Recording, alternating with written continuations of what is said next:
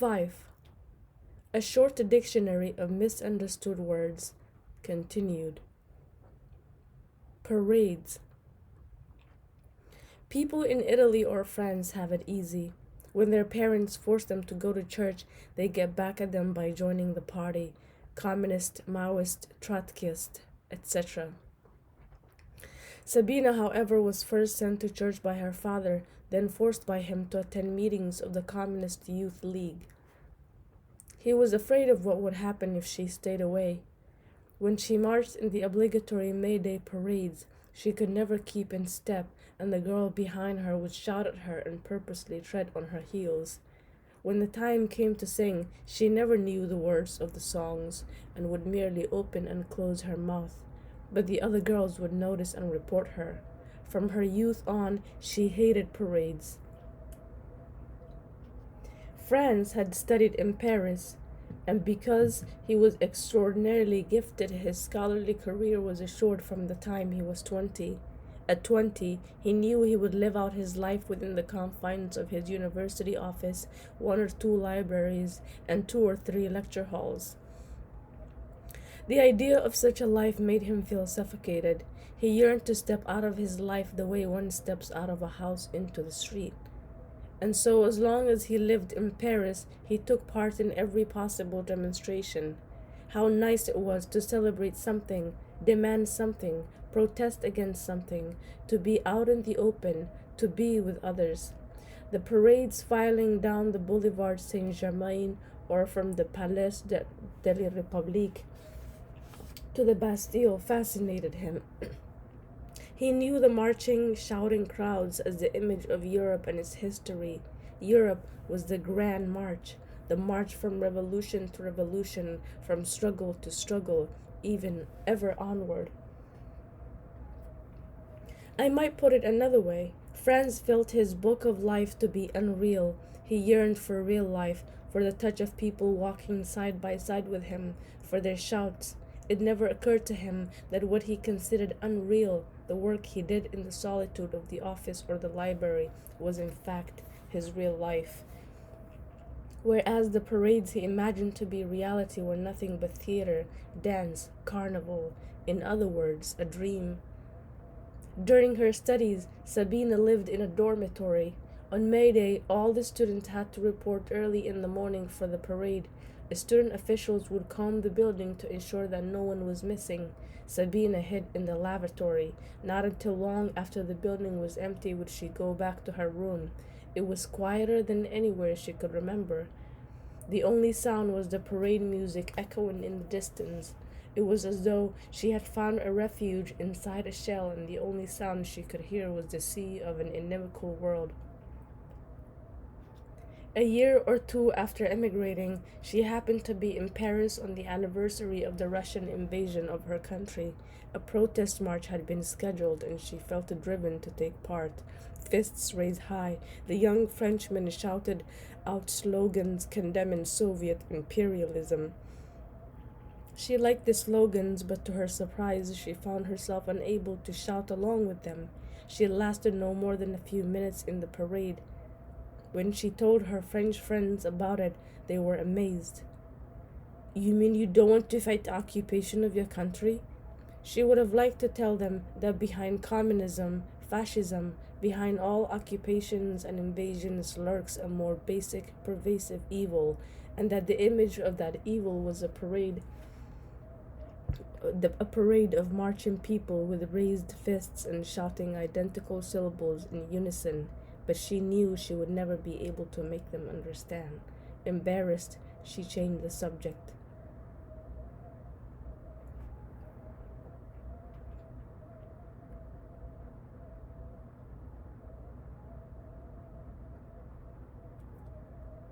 The beauty of New York. Franz and Sabina would walk the streets of New York for hours at a time. The view changed with each step, as if they were following a winding mountain path surrounded by breathtaking scenery. A young man kneeling in the middle of the sidewalk praying. A few steps away, a beautiful black woman leaning against a tree. A man in a black suit directing an invisible orchestra while crossing the street. a fountain spurting water, and a group of construction workers sitting on the rim eating lunch. Strange iron ladders running up and down buildings with ugly red facades, so ugly that they were beautiful. And next door, a huge glass skyscraper backed by another, itself topped by a small Arabian pleasure dome with turrets, galleries, and gilded columns. She was reminded of her paintings. There too, incongruous things came together: a steelworks construction site superimposed on a kerosene lamp, an old fashioned lamp with a painted glass shade shattered into tiny splinters and rising up over a desolate landscape of marshland. Franz said, Beauty in Europe Beauty in the European sense has always premeditated quality to it. We've always had an aesthetic intention and a long range plan. That's what enabled the Western man to spend decades building a Gothic cathedral or a Renaissance piazza. The beauty of New York rests on completely different base. It's unintentional. It rose independent of human design, like a stalagmitic cavern. Forms which are in themselves quite ugly turn up fortuitously, without a design, in such an incredible surroundings that they sparkle with a sudden wondrous poetry. Sabina said, Unintentional beauty, yes. Another way of putting it might be beauty by mistake. Before beauty disappears entirely from the earth, it will go on existing for a while by mistake. Beauty by mistake, the final phase in the history of beauty.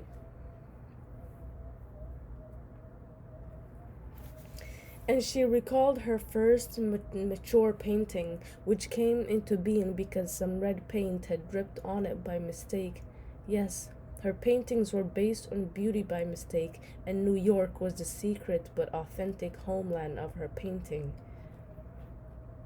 Franz said, Perhaps New York's unintentional beauty is much richer and more varied than the excessively strict and composed beauty of human design. But it's not our European beauty, it's an alien world. Didn't they then at last agree on something? No.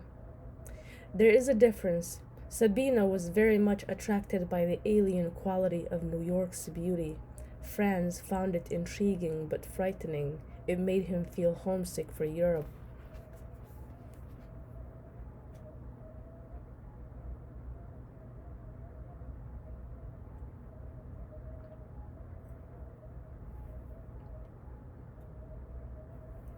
Sabina's country.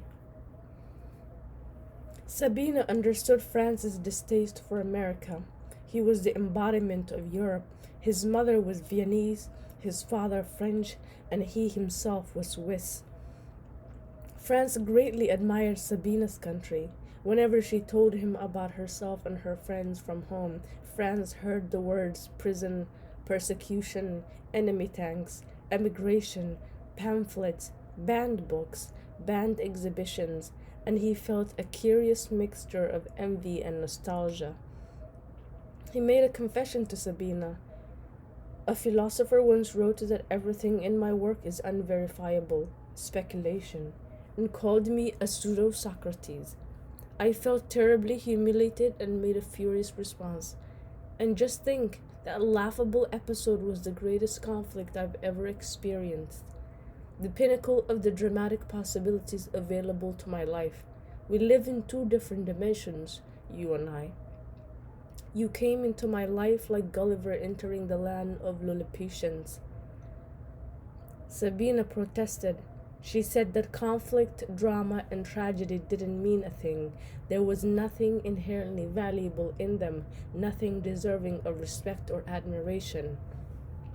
What was truly enviable was Franz's work and the fact that he had the peace and quiet to devote himself to it. Franz shook his head. When a society is rich, its people don't need to work with their hands. They can devote themselves to activities of spirit. We have more and more universities and more students. If students are going to earn degrees, they've got to come up with dissertation topics. And since dissertations can be written about everything under the sun, the number of topics is infinite. Sheets of paper covered with words pile up in archives sadder than cemeteries, because no one ever visits them. Not even All Souls Day. Culture is perishing in overproduction, in an avalanche of words, in the madness of quantity. That's why one banned book in your former country means infinitely more than the billions of words spewed out by our universities. It is in this spirit that we may understand France's weakness for revolution. First, he sympathized with Cuba, then with China, and when the cruelty of their regimes began to appall him, he resigned himself with a sigh to a sea of words with no weight and no resemblance to life. He became a professor in Geneva, where there are no demonstrations, and in a burst of abnegation, in womanless, paradeless solitude, he published several scholarly books, all of which received considerable acclaim. Then one day along came Sabina. She was a revelation. She came from a land where revolutionary illusion had long since faded, but where the thing he admired most in revolution remained: life on a large scale, a life of risk, daring, and the danger of death. Sabina had renewed his faith in the grandeur of human endeavor. Superimposing the painful drama of her country on her person, he found her even more beautiful. The trouble was that Sabina had no love for that drama. The words prison, persecution, banned books, occupation, tanks were ugly, without the slightest trace of romance. The only word that revoked in her a sweet nostalgic memory of her homeland was the word cemetery. Cemetery. Cemeteries in Bohemia are like gardens. The graves are covered with grass and colorful flowers. Modest tombstones are lost in the greenery. When the sun goes down, the cemetery sparkles with tiny candles. It looks as though the dead are dancing at a children's ball. Yes, a children's ball, because the dead are as innocent as children. No matter how brutal life becomes, peace always reigns in the cemetery, even in wartime, in Hitler's time, in Stalin's time, through all occupations. When she felt low, she would get into the car, leave Prague far behind, and walk through one or another of the country cemeteries she loved so well. Against a backdrop of blue hills, they were as beautiful as a lullaby. For Franz, a cemetery was an ugly dump of stones and bones.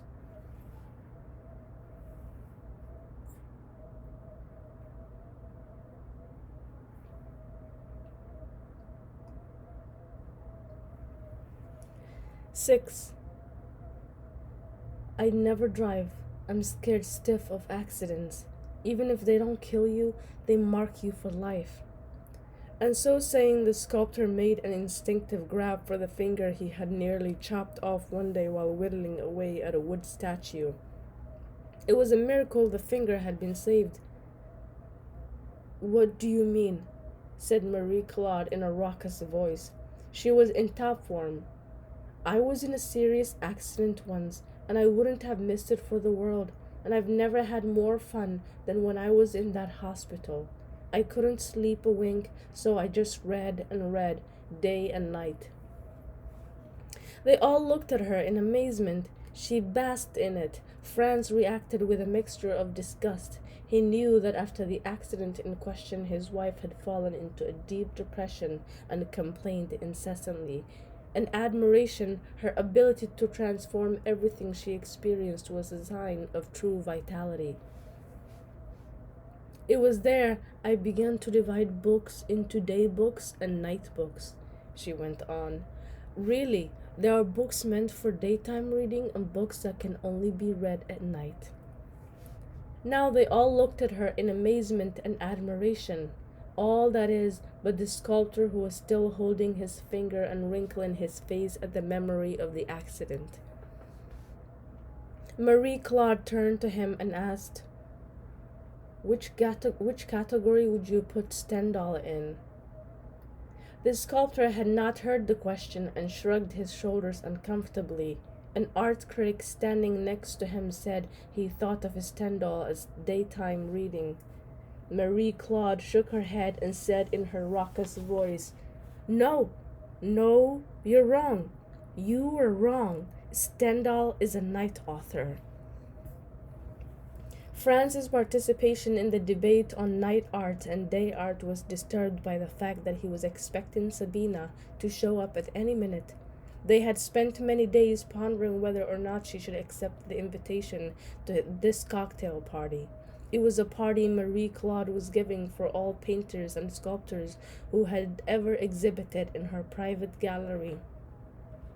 Ever since Sabina had met Franz, she had avoided his wife. But because they feared being found out, they came to the conclusion that it would be more natural and therefore less suspicious for her to come. While throwing unobtrusive looks in the direction of the entrance hall, Franz heard his 18-year-old daughter, Marie Anne, holding forth at the other end of the room. Excusing himself from the group presided over by his wife, he made his way to the group presided over by his daughter. Some were in chairs, others standing, but Marie Anne was cross-legged on the floor. Franz was certain that Marie Claude would soon switch to the carpet on her side of the room, too. Sitting on the floor when you had guests was at the time a gesture signifying simplicity, informality, liberal politics, hospitality, and a Parisian way of life. The passion with which Marie Claude sat on all fours was such that Franz began to worry she would take to sitting on the floor of the shop where she bought her cigarettes. "What are you working on now, Alan?" Marie Anne asked the man at whose feet she was sitting. Alan was so naive and sincere as to try to give the gallery owner's daughter an honest answer. He started explaining his new approach to her, a combination of photography and oil, but he had scarcely got through 3 sentences when Marie Anne began whistling a tune. The painter was speaking slowly and with great concentration and did not hear the whistling. "Will you tell me why you're whistling?" Franz whispered. "Because I don't like to hear people talk about politics," she answered out loud. And in fact, 2 men standing in the same circle were discussing the coming elections in France. Marie Anne, who felt it her duty to direct the proceedings, asked the men whether they were planning to go to the Rossini opera an Italian company was putting on in Geneva the following week. Meanwhile, Alan the painter sank into greater and greater detail about his new approach to painting. Franz was ashamed for his daughter. To put her in her place, he announced that whenever she went to the opera, she complained terribly of boredom. "You're awful," said Marie Anne, trying to punch him in the stomach from a sitting position.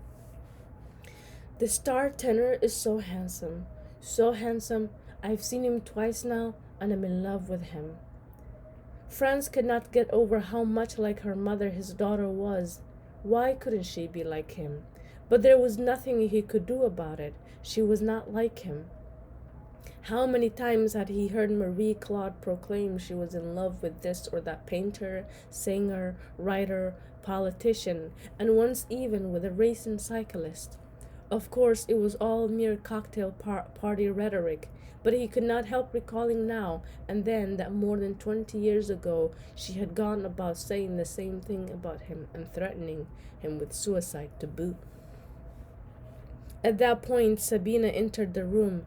Marie Claude walked up to her. While Marie Anne went on about Rossini, Franz trained his attention on what the 2 women were saying. After a few friendly words of greeting, Marie Claude lifted the ceramic pendant from Sabina's neck and said in a very loud voice, "What is that? How ugly!" Those words made a deep impression on Franz. They were not meant to be combative. The raucous laughter immediately following them made it clear that by rejecting the pendant, Marie Claude did not wish to jeopardize her friendship with Sabina. but it was not the kind of thing she usually said. "I made it myself," said Sabina. "That pendant is ugly, really," Marie Claude repeated very loudly. "You shouldn't wear it." Franz knew his wife didn't care whether the pendant was ugly or not. An object was ugly if she willed it ugly, beautiful if she willed it beautiful. Pendants worn by her friends were a priori beautiful, and even if she did find them ugly, she would never say so, because flattery had long since become second nature to her. Why then did she decide that the pendant Sabina had made herself was ugly? Franz suddenly saw the answer plainly. Marie Claude proclaimed Sabina's pendant ugly because she could afford to do so. Or to be more precise, Marie Claude proclaimed Sabina's pendant ugly to make it clear that she could afford to tell Sabina her pendant was ugly. Sabina's exhibition the year before had not been particularly successful, so Marie Claude did not set great store by Sabina's favor. Sabina, however, had every reason to set store by Marie Claude's. Yet that was not at all evident from her behavior. Yes, Franz saw it plainly. Marie Claude had taken advantage of the occasion to make clear to Sabina and others what the real balance of power was between the two of them.